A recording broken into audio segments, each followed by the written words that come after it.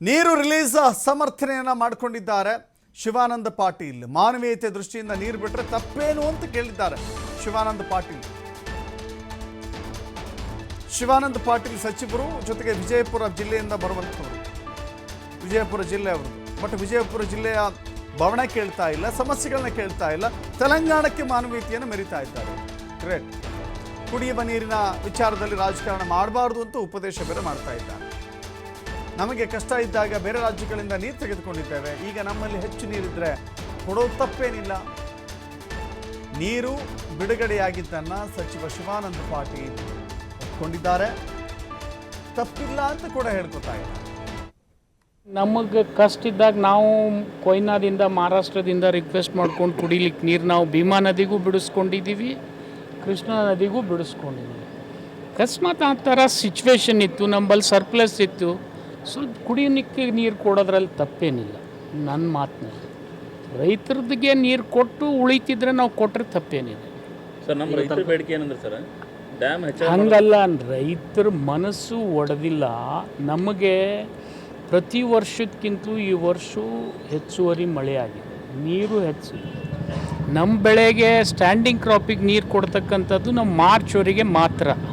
March ಮುಗಿದ ನಂತರ ಕುಡಿಲಿಕ್ಕೆ ನಮಗೆ ಎಷ್ಟು ನೀರು ಬೇಕು ಅಷ್ಟು ಉಳಿದು ನಮ್ಗೆ ಹೆಚ್ಚಿಗಿದ್ರೆ ಕೊಡೋದ್ರಲ್ಲಿ ಮಾನವೀಯತೆ ದೃಷ್ಟಿಯಿಂದ ತಪ್ಪಿಲ್ಲ. ಇಷ್ಟು ಮಾತ್ರ ಅಲ್ಲ. ತೆಲಂಗಾಣ ಕಾಂಗ್ರೆಸ್ಸು, ಆಂಧ್ರ ಕರ್ನಾಟಕ ಕಾಂಗ್ರೆಸ್ಸು ಈ ರೀತಿ ಯಾರೇ ಅಪಾದನೆ ಮಾಡ್ತಿದ್ರೆ ದಟ್ ಈಸ್ ವೆರಿ ರಾಂಗ್. ಮುಖ್ಯವಾಗಿ ತೆಲಂಗಾಣ ರಾಜ್ಯದವರಿಗೆ ಆಲಮಟ್ಟಿ ಡ್ಯಾಮ್ ಎತ್ತರಕ್ಕೆ ಅದು ಬೇರೆ ಹೋಗಿದ್ದಾರೆ. ಅದು ವಿಷಯಕ್ಕೆ ಈ ಇಶ್ಯೂಗೆ ಸಂಬಂಧ ಇಲ್ಲ, ಅದು ಲೀಗಲ್ ಬ್ಯಾಟಲ್ಲು. ಇದು ಮಾನವೀಯತೆ ದೃಷ್ಟಿಯಿಂದ ಅಕಸ್ಮಾತ್ ಕುಡಿಲಿಕ್ಕೆ ನೀರು ಇರದೇ ಇದ್ದರೆ ನಾವು ಅನೇಕ ಸರ್ತಿ ಉದಾಹರಣೆ ಇದಾವೆ. ನಾವು ದುಡ್ಡು ಕೊಟ್ಟು ನೀರು ಬಿಡಿಸ್ಕೊಂಡಿದ್ದೀವಿ, ಫ್ರೀಯಾಗೂ ನೀರು ಬಿಡಿಸ್ಕೊಂಡಿದ್ದೀವಿ, ಭೀಮಾ ನದಿ ಬಿಡಿಸ್ಕೊಂಡಿದ್ದೀವಿ, ಕೃಷ್ಣಾ ನದಿಗೂ ಬಿಡಿಸ್ಕೊಂಡಿದ್ದೀವಿ.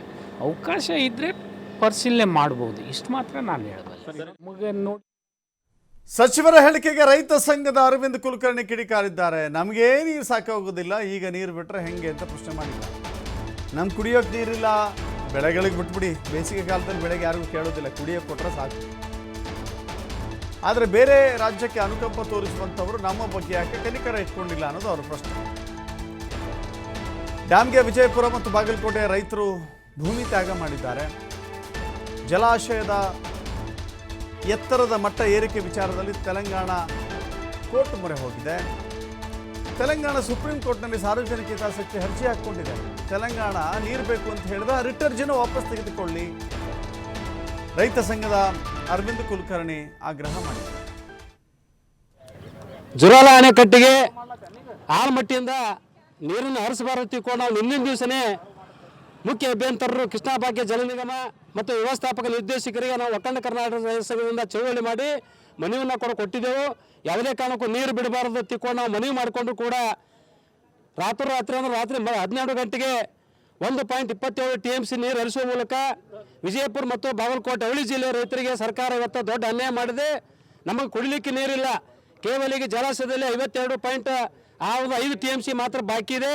ಅದರಲ್ಲಿ 17 TMC ನೀರು ಡೆಡ್ ಸ್ಟೋರೇಜ್ ಹೊರತುಪಡಿಸಿದ್ರು ಕೇವಲ 34.998 TMC ನೀರು ಬಾಕಿ ಅದ. ಇನ್ನೂ 3.5 ತಿಂಗಳು ನಮಗೆ ಬ್ಯಾಸಿಗೆ ಅದ. ಅಷ್ಟೊಳಗಾಗಿ ನೀರು ಖಾಲಿ ಆಗ್ತದೆ. ಕುಡಿಲಿಕ್ಕೂ ಕೂಡ ನೀರಿನ ಒಂದು ತಾಪತ್ರಯ ಎದುರಾಗ್ತದೆ. ಜಾನುವಾರು ಕುಡಿಲಿಕ್ಕೆ ನೀರು ಸಿಗೋದಿಲ್ಲ.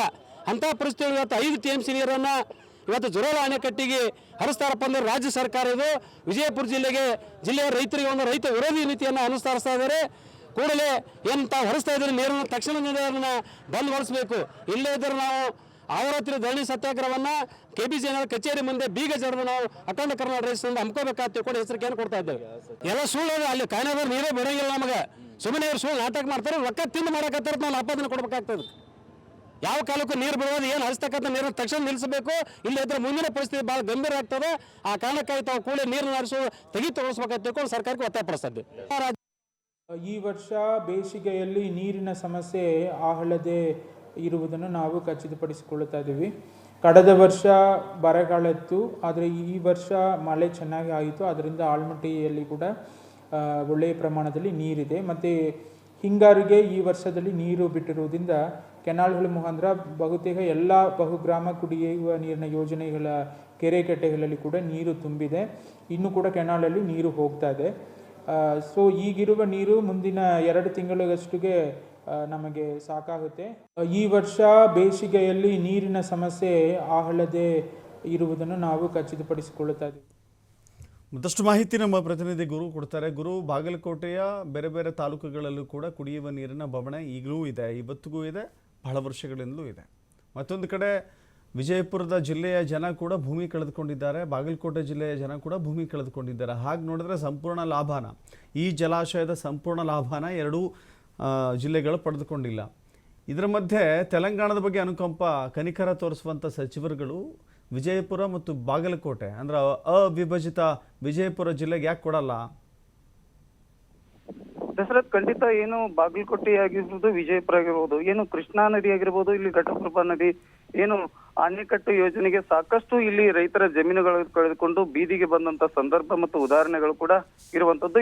ಇಂಥದ್ರಲ್ಲಿ ಕೂಡ ಇಲ್ಲಿಯ ಉತ್ತರ ಕರ್ನಾಟಕದ ಕೆಲವು ಭಾಗಗಳಲ್ಲಿ ಇನ್ನೂ ಕೂಡ ನೀರಿನ ಬವಣೆಗೆ ಕೂಡ ಆಗ್ತಿಲ್ಲ ಅಂತಕ್ಕಂಥದ್ದು ರೈತರು ಒಂದ್ ಕಡೆ ಆರೋಪವನ್ನ ಮಾಡ್ತಿದ್ರೆ, ಇವರು ಈಗಾಗಲೇ ಮಹಾರಾಷ್ಟ್ರ ಮತ್ತು ಆಂಧ್ರ ಮತ್ತು ತೆಲಂಗಾಣ ಮತ್ತೆ ಈ ರೀತಿ ನೀರನ್ನ ಕೊಟ್ರೆ ನಮಗೆ ಇಲ್ಲೇ ನೀರು ಸಿಗ್ತಾ ಇಲ್ಲ, ಹೀಗಾಗಿ ನಮಗೆ ಯಾಕೆ ನೀವು ನೀರನ್ನ ಕೊಡ್ತೀರ ಅನ್ನೋ ರೀತಿಗೆ ಇಲ್ಲಿ ನಿಟ್ಟಿನಲ್ಲಿ ಈಗಾಗಲೇ ಹೈಕೋರ್ಟಿಗೆ ಒಂದು ಅರ್ಜಿಯನ್ನ ಕೂಡ ಇವರು ತೆಲಂಗಾಣದವರು ನೀಡಿರುವಂತದ್ದು. ಅದರಲ್ಲಿ ಮುಖ್ಯವಾಗಿ ಈಗ ರೈತ ಹೋರಾಟಗಾರರು ಕೂಡ ಒಂದ್ ಕಡೆ ಆಗ್ರಹವನ್ನ ಮಾಡ್ತಿದ್ದಾರೆ. ಈಗಾಗಲೇ DCM ಅವರಿಗೆ ಕೂಡ ಪತ್ರವನ್ನ ಬರೆದಿದ್ರು, ಹೀಗಾಗಿ ನಾವು 5 TM ನೀರನ್ನ ಅವ್ರ ನೀರಿನ ಬವಣೆಗೋಸ್ಕರ ಕೇಳ್ತಿದ್ದಾರೆ ಹೊರತು ಅದನ್ನ ಕೊಡ್ತಾ ಇದ್ದೀವಿ ಅಂತಕ್ಕಂಥದ್ದು ಸಚಿವರು ಕೂಡ ಒಂದ್ ಕಡೆ ಸಮರ್ಥನೆ ಮಾಡ್ಕೊಂಡ್ರೆ, ಇಲ್ಲೇ ಈಗಾಗಲೇ ನಾವು GLBC ಇಲಾಖೆಗೆ ಸಂಬಂಧಪಟ್ಟಂತೆ ಅಲ್ಲಿಯ ಇಲಾಖೆಗೆ ಸಂಬಂಧಪಟ್ಟಂತೆ ಸಾಕಷ್ಟು ಬಾರಿ ಮನವಿ ಮಾಡಿದ್ದೀವಿ, ಇಲ್ಲಿ ನೀರನ್ನ ಯಾಕೆ ನೀವು ಏಕಾಏಕಿ ಕೊಟ್ರಿ ಅನ್ನುವಂಥದ್ದು ಇಲ್ಲಿ ರೈತರ ಯಕ್ಷ ಪ್ರಶ್ನೆ ಆಗಿರುವಂತದ್ದು. ಈಗ ಸುಮಾರು ಈಗಾಗಲೇ ಜೂನ್ ನಂತರ ನಮ್ಮಲ್ಲಿ ನೀರಿನ ಅಭಾವ ಜಾಸ್ತಿ ಇರೋದ್ರಿಂದಾಗಿ ಇಲ್ಲಿ 40.892 TMC ನೀರಿರುವಂತದ್ದು, 13.22 ನಾರಾಯಣಪುರ ಜಲಾಶಯದಲ್ಲಿ ಇರುವಂತದ್ದು, ಕೇವಲ 56 TMC ಲಭ್ಯವಿರುವಂತದ್ದು. ಅಂದ್ರೆ ಇನ್ನು ಕೂಡ ನಮಗೆ ಸಾಕಷ್ಟು ನೀರು ಬೇಕಾಗತ್ತೆ. ಅಂದ್ರೆ ಸರಿಸುಮಾರು ನೋಡ್ಬೋದು 60 TMC ನಂತರ ಲಭ್ಯವಿರತಕ್ಕಂಥದ್ದು 26 TMC ನಮಗೆ ನೀರು ಬೇಕಾಗತ್ತೆ. ಅಂದ್ರೆ ಇನ್ನು ಜೂನ್ ನಂತರ 35 TMC ಹೆಚ್ಚು ನೀರು ನಮ್ಮ ಭಾಗದಲ್ಲಿ ನೀರಾವರಿಗೆ ಬೇಕಾಗತ್ತೆ. ಆದ್ರೆ ಇಲ್ಲಿ ನೀರನ್ನ ನೀವು ಆ ಕಡೆ ಕೊಟ್ಟಿದ್ದೆ ಆದ್ರೆ ನಮ್ಮ ಬದುಕು ಏನು ಅನ್ನುವಂಥದ್ದು ಇಲ್ಲಿ ರೈತರ ಆಗ್ರಹವಿರುವಂತದ್ದು. ಅದನ್ನ ಈಗ ಇಲ್ಲಿ ಸರ್ಕಾರದ ಮೇಲೆ ಒತ್ತಡವನ್ನ ಕೂಡ ಹಾಕಿ ಈ ರೀತಿ ಯಾಕೆ ನಮ್ಮ ನೀರನ್ನ ಇವರು ತೆಗೆದುಕೊಂಡು ಹೋಗ್ತಿರೋ ಅನ್ನೋದು ಇಲ್ಲಿಯ ರೈತರ ಒಂದು ಆಗ್ರಹವಾಗಿರುವಂತದ್ದು. ಆದ್ರೆ ಇವರು ಸಮರ್ಪಕವಾಗಿ ಕುಡಿಯುವ ನೀರಿಗಾಗಿ ನೀರನ್ನ ಕೇಳ್ತಿದ್ದಾರೆ ಅನ್ನುವಂಥದ್ದನ್ನ ಸಚಿವರು ಸಮರ್ಥನೆ ಮಾಡ್ಕೊಳ್ತಿದ್ದಾರೆ. ಹೀಗಾಗಿ ಇಲ್ಲಿಯ ರೈತರು ಕೂಡ ರೋಷಿ ಹೋಗಿರುವಂತದ್ದು. ಈ ಸಚಿವರ ಮೇಲೆ ಹೆಚ್ಚು ಯಾಕೆ ಈ ನಮ್ಮ ಭಾಗದ ಈ ವಿಜಯಪುರ ಆಗಿರ್ಬೋದು, ಇತ್ತ ಬಾಗಲಕೋಟೆ ಆಗಿರ್ಬೋದು, ಸರಿಸುಮಾರು ನಾವು ರೈತರ ಜಮೀನು ಕಳ್ಕೊಂಡ್ರು ಯಾವುದೇ ರೀತಿಯಾಗಿ ತಾವು ಮುಖವರ್ಜಿ ವಹಿಸಿ ನಮಗೆ ನೀರನ್ನ ಹರಿಸುವಂತ ಕೆಲಸವನ್ನ ಮಾಡೋದಿಲ್ಲ, ನೀವು ರೈತರ ಸಂಕಷ್ಟಕ್ಕೆ ನೀವು ಮುಂದಾಗೋದಿಲ್ಲ ಅನ್ನುವಂಥದ್ದು ರೈತರ ಒಂದು ಯಕ್ಷ ಪ್ರಶ್ನೆ ಆಗಿರುವಂತದ್ದು. Dasharath, yes, thank you. ರೈತ ಸಂಘಕ್ಕೆ ರೈತರ ಹೋರಾಟಕ್ಕೆ ಬೇಕೇ ಬೇಕು, ಬೇಕೇ ಬೇಕು.